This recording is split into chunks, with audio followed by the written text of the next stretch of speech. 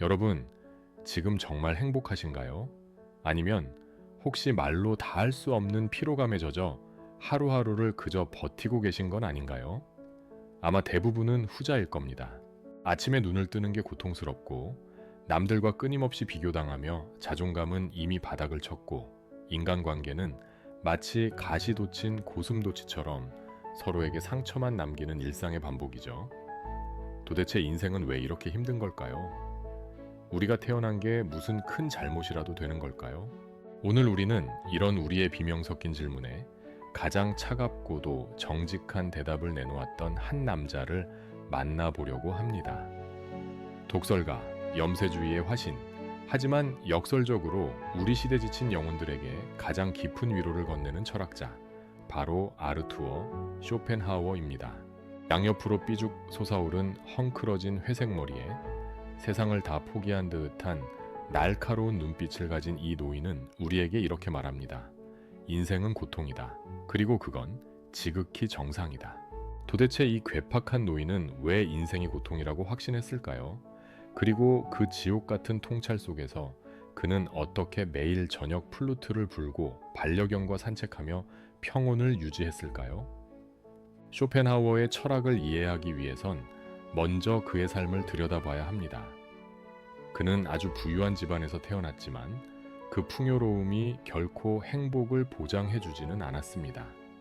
아버지는 스스로 생을 마감했고 어머니와는 평생을 원수처럼 지냈죠. 당대 최고의 철학자였던 헤겔에게 도전장을 내밀어 같은 시간대에 강의를 개설했다가 수강생이 단 3명뿐이라는 처참한 실패를 맛보기도 했습니다.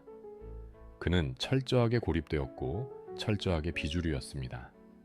하지만 그는 굴하지 않았습니다. 오히려 그 고립 속에서 인간 본성의 가장 깊은 바닥을 목격했죠. 그가 바라본 세상은 하나의 거대한 아수라장이었습니다. 그는 우리가 사는 이 세상을 맹목적인 의지가 지배하는 곳이라고 정의했습니다. 말이 좀 어렵죠? 쉽게 비유해 볼까요? 여러분, 배고플 때를 생각해 보세요. 무언가를 먹고 싶다는 강렬한 욕구가 치밀어 오르죠. 그 욕구가 바로 의지입니다. 그런데 문제는 이 의지가 끝이 없다는 거예요. 하나를 먹으면 다른 게 먹고 싶고, 맛있는 걸 먹어도 금방 배가 꺼집니다. 쇼펜하우어는 인생을 고통과 무료함 사이를 오가는 시계추에 비유했습니다. 우리가 무언가 결핍되어 있을 때는 그걸 채우기 위해 발버둥 치느라 고통스럽습니다. 돈이 없을 때는 돈 때문에 죽을 것 같고, 사랑이 없을 때는 외로워 미칠 것 같죠. 그런데 막상 그 목표를 달성하면 어떻게 되나요? 행복이 영원하던가요? 아니요. 곧바로 무료함이라는 늪에 빠집니다.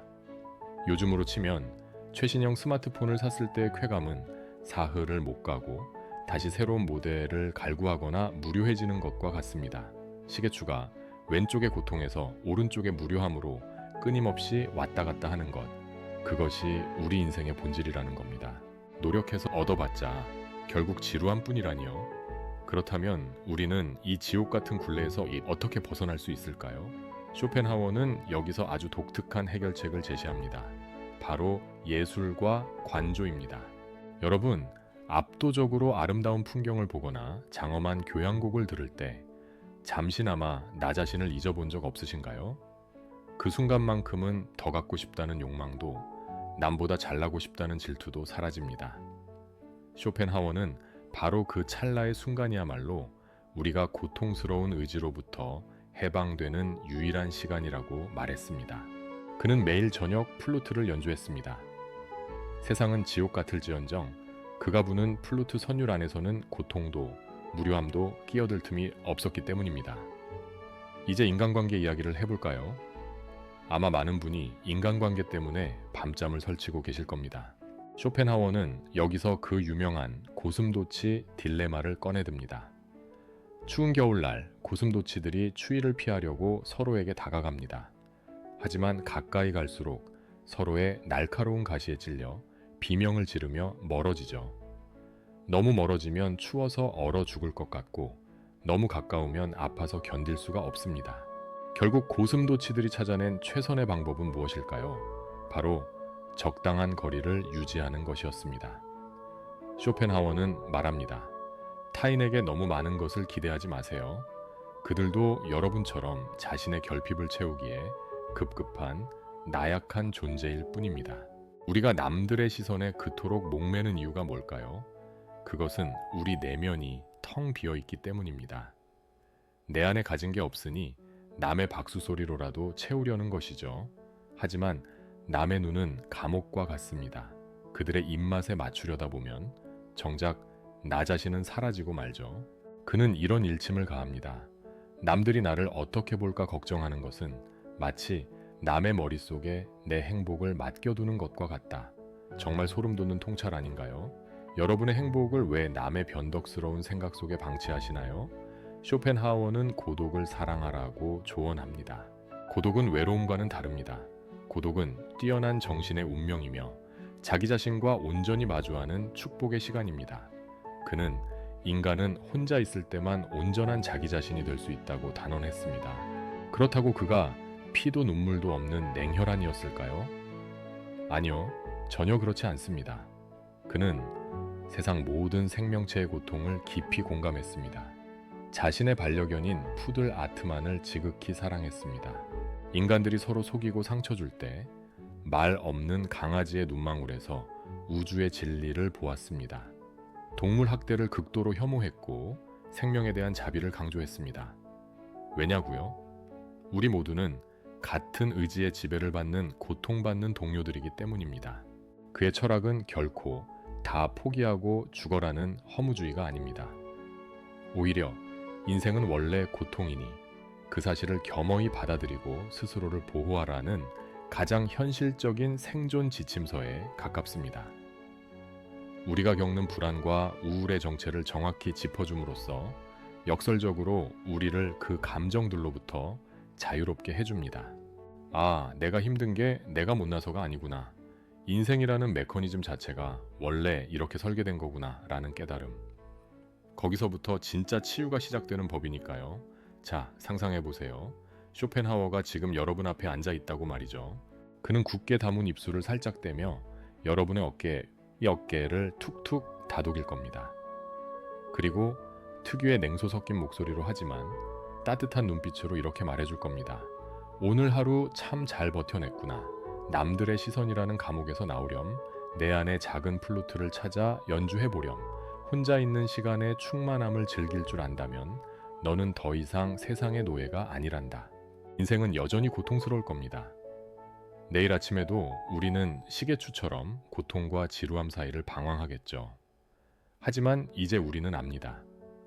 그 시계추를 멈추는 법은 시계 자체를 부수는 게 아니라 그 시계추가 움직이는 원리를 이해하고 가끔은 시계 밖으로 걸어나와 아름다운 노을을 감상하는 것이라는 사실을 말이죠.